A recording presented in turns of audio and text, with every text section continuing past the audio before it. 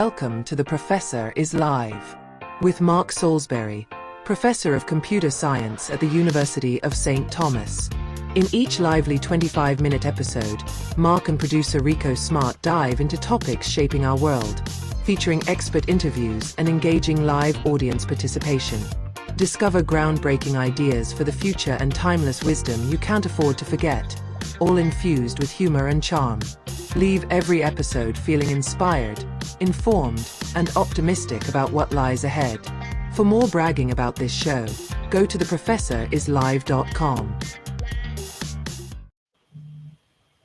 Hi, I'm Mark Salisbury.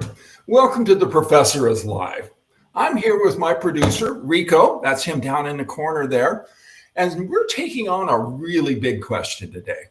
And that question is belief in God at odds with belief in science? Or, put it another way, can you believe in the creator of the cosmos and the Big Bang? For those of you watching the video version, yes, that's the Whirlpool Galaxy behind me. It was taken at the Dimension Point Observatory in Mayhill, New Mexico, right? So that's a good way for us to have a visual to kick off this episode. So let's get right to it. A lot of people think you have to choose science or faith. But today we're going to explore the idea that the two aren't enemies. In fact, they might just help explain each other. So for myself personally, like a lot of people, my journey under this topic started under the stars. I remember camping with friends as a kid, just in the backyard really. But lying there looking up, I realized how small I was. The vastness of space made me feel insignificant and yet strangely connected. I couldn't shake the feeling that all that beauty had order and meaning, that maybe I was part of something that's really much larger than just myself. And Rico, have you ever had this kind of experience? I think we all have. I think we look into those stars and that they are the same stars that many generations before us have looked at and had the same curiosities. Yes, isn't that the truth? And we forget about all the people that have seen those stars. So, but switching to a related topic, is this something that bothers me at times, is, I know that evolution is a big part of explaining how we got here. But here's something funny I think about sometimes. My great-grandfather, that's just one great, was born in 31. That's 1831.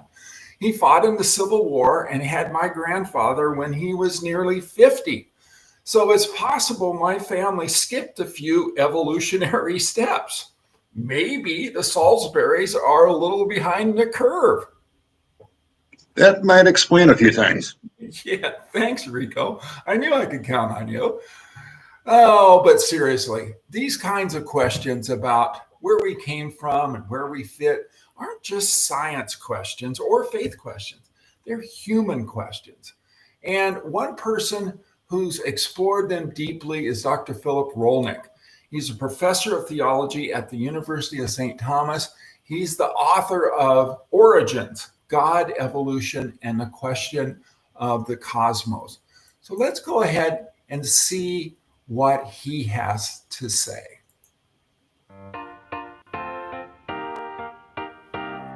Joining us now is Dr. Phil Rolnick.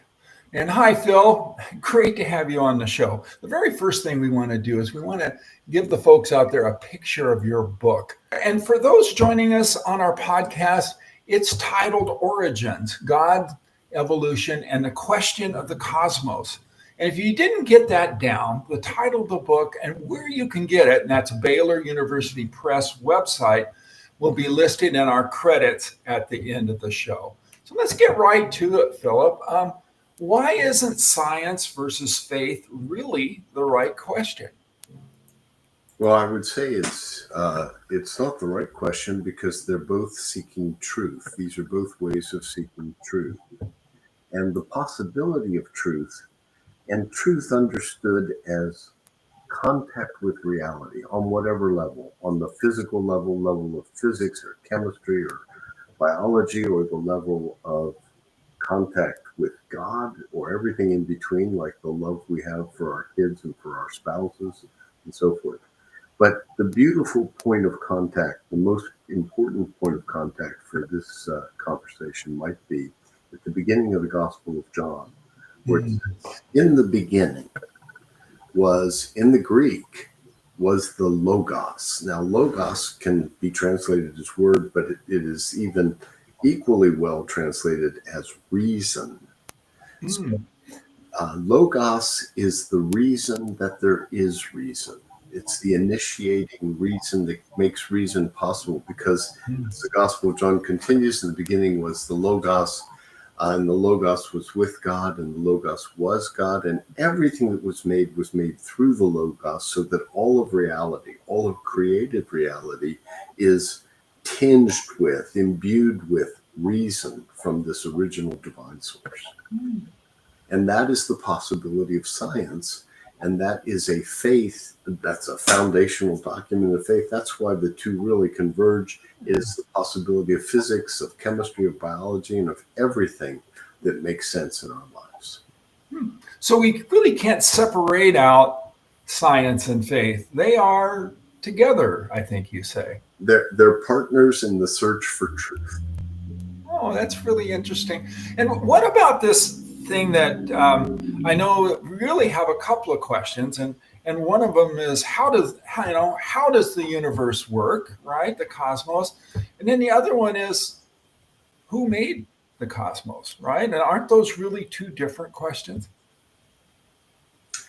Perhaps, but whoever did it had a way of doing it, and I think that's called Big Bang cosmology. Yeah. So Big Bang was a great shock to physicists because they didn't know that the universe had a beginning. And there's still controversy about this, but for now, the scientific consensus, we only know about one universe. It's the one we've got. Yeah. And it began 13.8 billion years ago. It has a birthday. If it has a birthday, it has an origin, that looks a lot like what Judaism and Christianity have been saying for many, many centuries. So our faith and our science really come together for a really total understanding of who we are and what we're really part of. I think that's right, Mark. And you can always pick a fight, but not advised.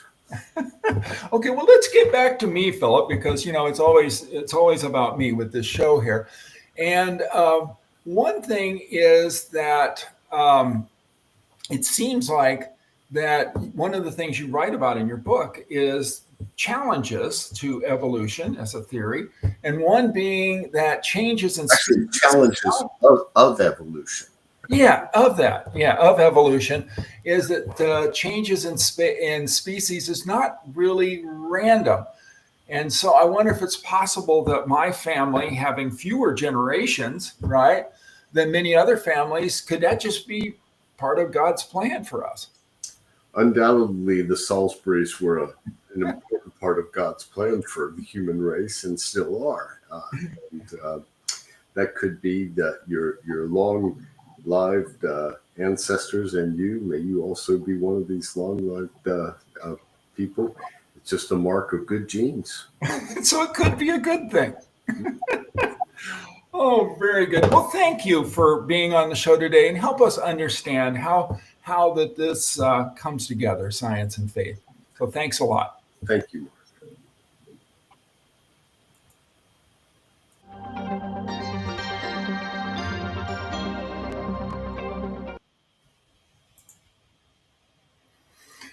Oh, there you go. I thought that was pretty fascinating. I really enjoyed talking with Phil about this. And so for him, science and faith can not only coexist, they can actually strengthen one another. And so for him, Philip, science doesn't threaten his belief in God, it actually supports it. Yeah, it kind of flips the whole argument on its head.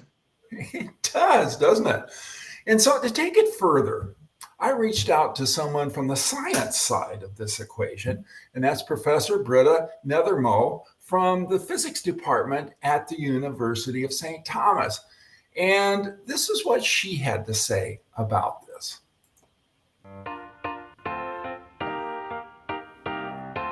Welcome, Professor Nethermo.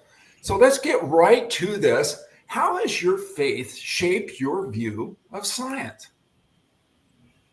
Well, like you, my faith journey and my science journey kind of collided in that backyard looking up at the stars. And my first degree is actually in astronomy because of that. And I have always grown up with this idea that faith and science can work together. And I grew up with this idea that God created this amazing universe and gave us as human beings created in his image the ability to understand something about that world.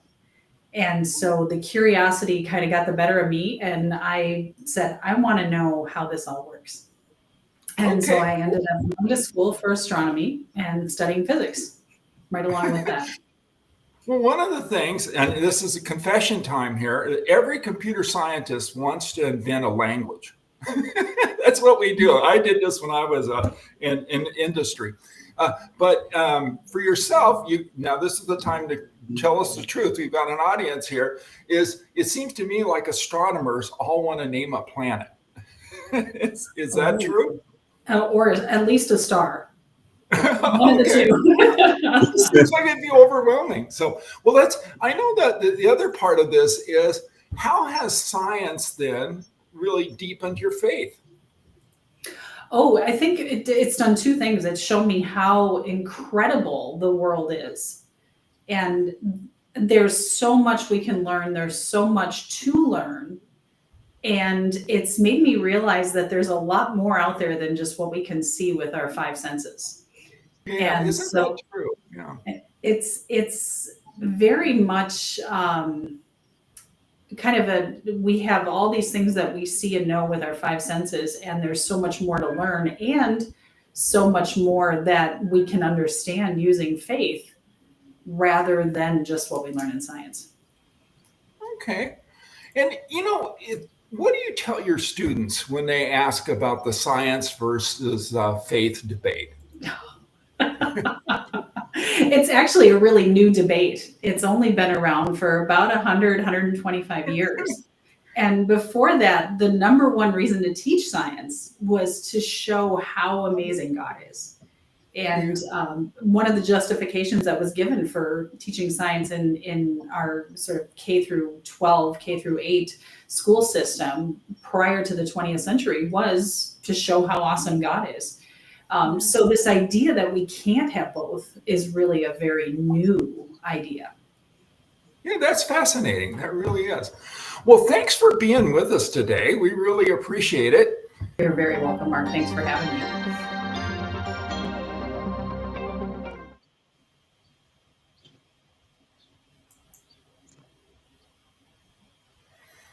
Well, I thought she had some great insights.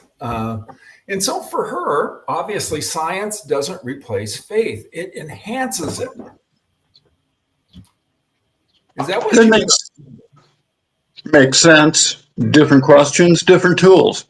Yeah, exactly. That is exactly right. And this brings us to kind of our last guest here. And he represents another dimension to this that we wanted to explore on the show. And that is how faith causes us to act, especially when it comes to the environment. So I reached out to Dr. Chip Small, professor of biology and environmental science at the University of St. Thomas. And here's what he has to say about that.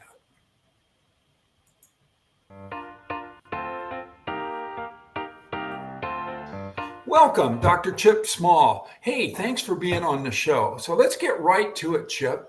What does science tell us about the origins of the universe? Well, thanks for having me. That's a big question.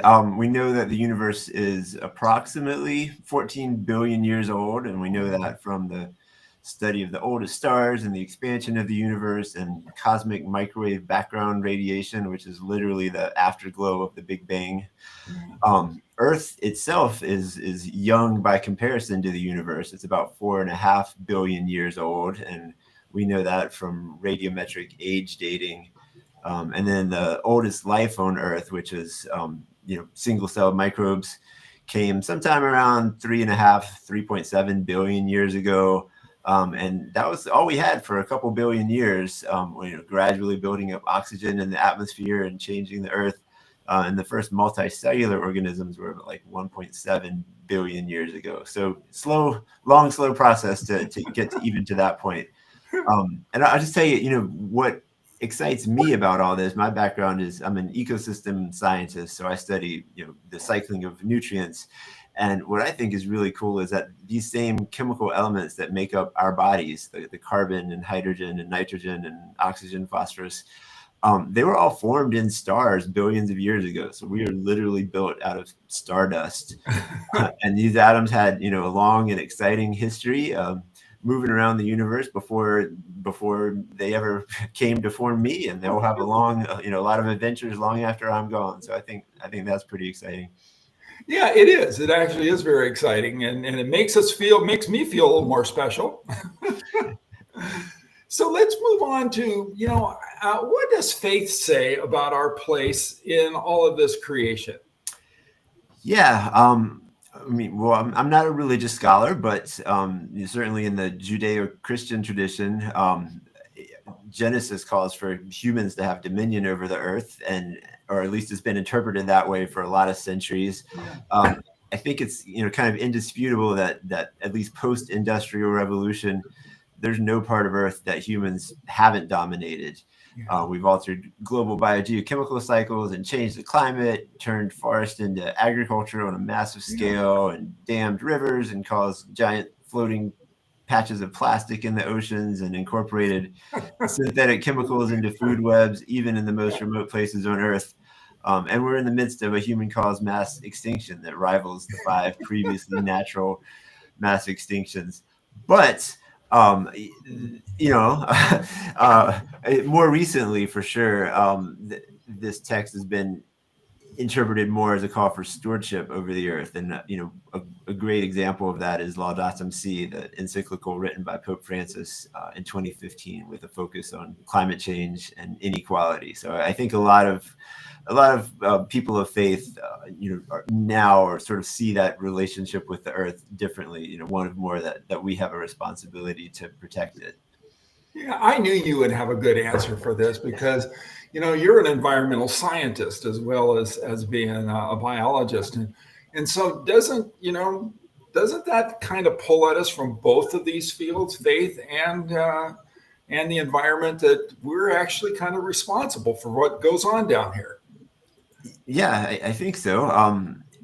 Science has a lot to say about the problems, right? We can measure a lot of things that show that how humans are changing conditions on Earth in a way that's bad for a lot of species, including our own species. And science can be used to evaluate different mitigation strategies, right? What would happen if we continue to do this versus if we change course and do something different?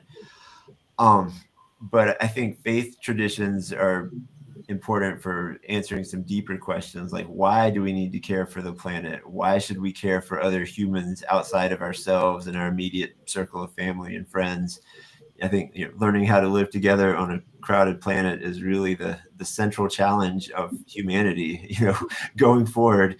And faith traditions give us tools to learn how to live together. So I think that's what it's going to take. Okay. Well, let's get back to me because, actually, Chip, the show is actually about me.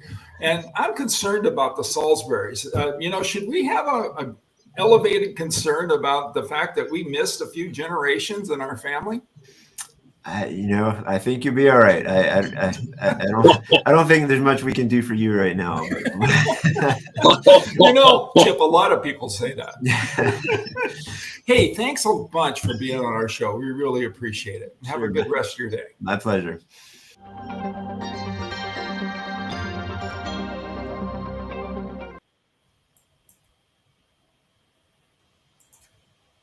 And we are back, and there you have it, Rico. We've heard from a theologian, a physicist, and an environmental scientist, and all three agree science and faith don't have to fight. In fact, they make each other better, and they give us purpose.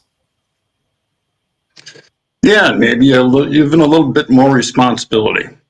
Exactly. Yeah. And as it was once said, when we see the world as a gift from God, we will do our best to take care of it and use it wisely instead of poisoning it or destroying it. How's that for a quote? That's pretty good. Is that from Star Trek 3, Search for Spock? Maybe, but actually I got it from Billy Graham. He wrote it in his My Answer column. So just for those people who are wondering, I can also read as well as watch movies. You're multi-talented, sir. Indeed. Okay, before we wrap up, let's check to see if we have any comments from our live audience, which is actually growing. Clearly, there is more than just our relatives, Rico. Most of you see or hear a recording of the show, but our live audience really gets a different experience. And I know you have a way of saying this. What is that, Rico? Well, it's something for those who are brave enough to watch the sausage being made. It is indeed. Okay, I'm going to do that quick check here. And I don't see anything. So we've still got kind of a quiet group. And so we'll go back and we'll start to wrap this thing up here. So I just want to tell people that be sure to visit theprofessorislive.com or our YouTube channel, which has the same name, for past episodes. And don't forget our podcast version, which can be found on virtually all platforms, including our YouTube channel. So see you next time on The Professor is Live.